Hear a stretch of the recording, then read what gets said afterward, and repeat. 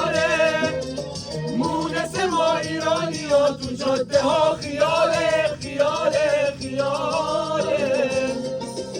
پارسال رفتنی 10 ساعت مدل ترافیک بودیم امسال بازم میریم شمال چون جونمون میخواره میخواره میخواره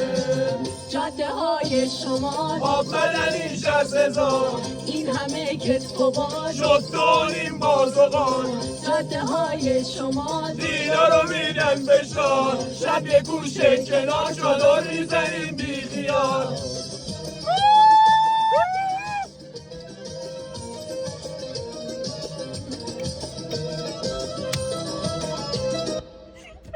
وای